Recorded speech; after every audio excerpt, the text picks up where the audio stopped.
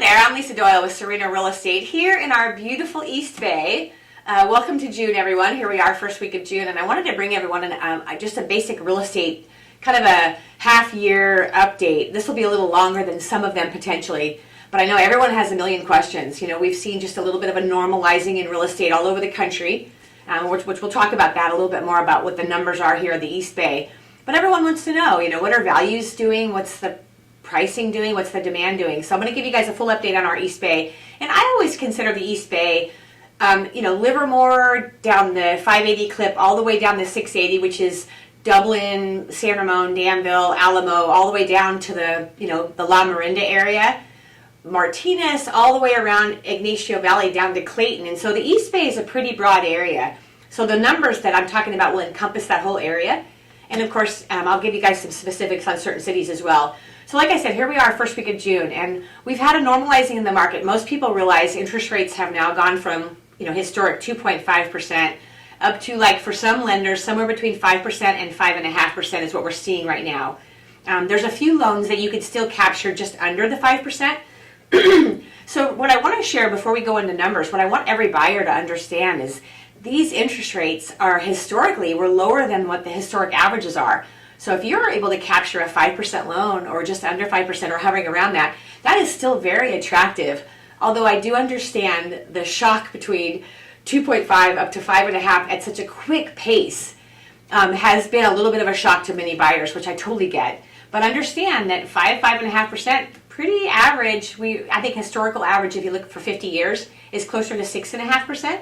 So something to keep in mind. So here we are, and I wanted to share with you guys one of the things that I track as super close. We track this daily, is where we are with what we call our active and pending ratios. So for instance, it's classic supply and demand, right? I want to give you guys a little perspective, and then we'll talk about today and this year. So back at the bottom of the market, our East Bay and most of the country in California hit bottom when we had the financial crisis back in 2011. So between 2007 and 2011, there was a decline in values for lots of reasons, which we'll talk about that a little bit today too. Is how is this not similar to that time?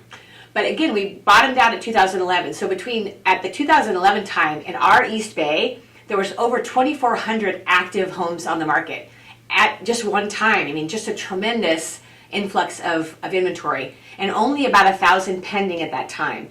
So kind of fast forward to January of this year, which January through March of this year, looking back on that time, is probably the most heated time I have ever experienced in my 35 years in real estate. So flash back to this year, January through March, in our East Bay, in that entire area, there was less than 400 active listings and about 12 or 1,300 pending at any one time. So significant, obviously dramatic change in the supply and demand.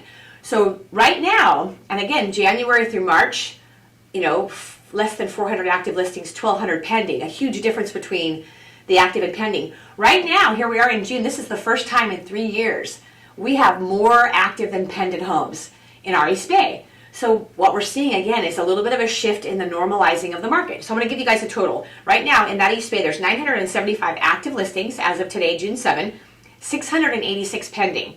And every city across the board, which I'm going to give you, every city has more active than pending, which, again, first time in 3 years. So we're seeing a normalizing in the market.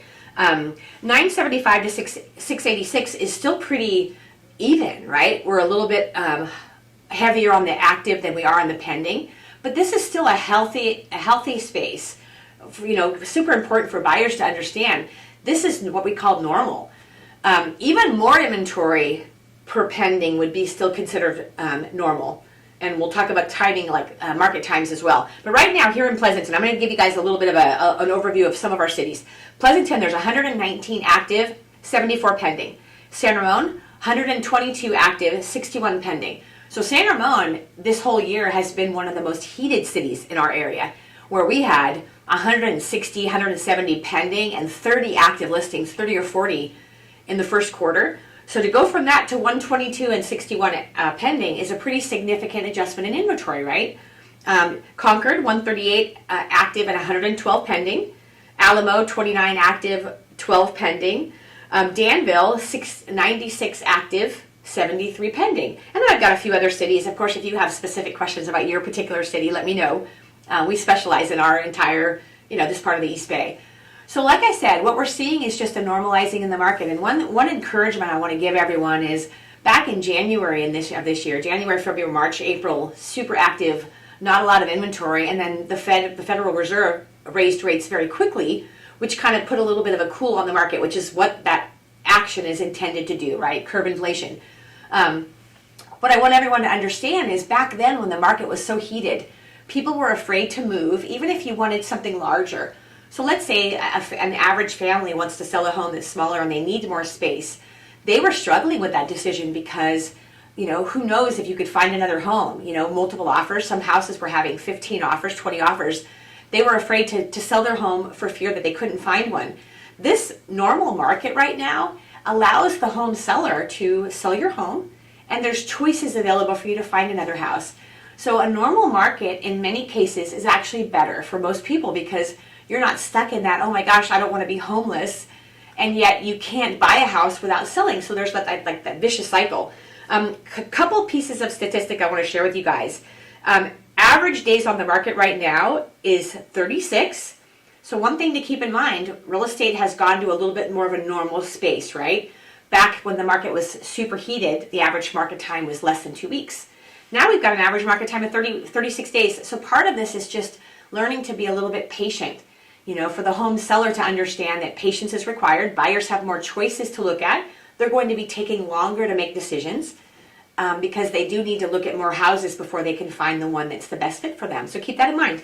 But one other statistic that's changed is the average house had 13 offers, some significantly more, and but 13 was the average.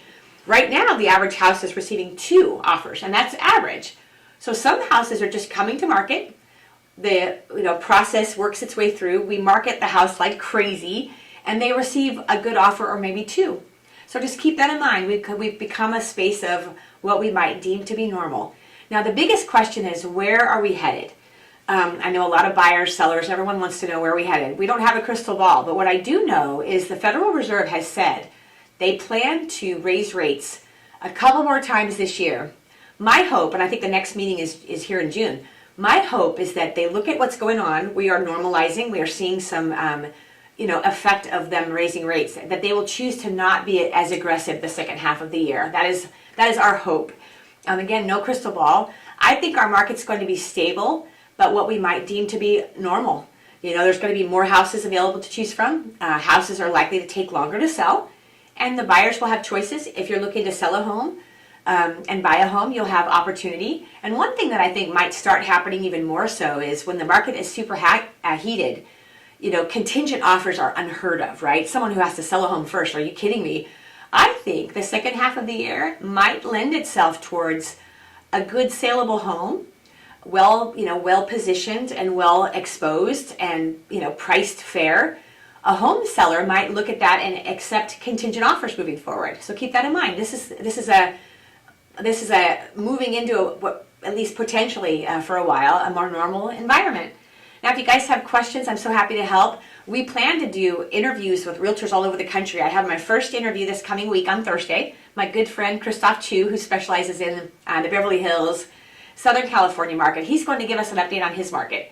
That way we get a sense of what's going on in Southern California as compared to Northern Cal and the East Bay. And then I'm going to be doing weekly interviews with realtors all over the country, because what I want everyone to understand is wherever you're moving, the market is going to be more normal there too. If you're selling a home here in California and you want to move to, say, Idaho or Florida or Tennessee or wherever your plans are, those markets are likely to be seeing a normalizing as well.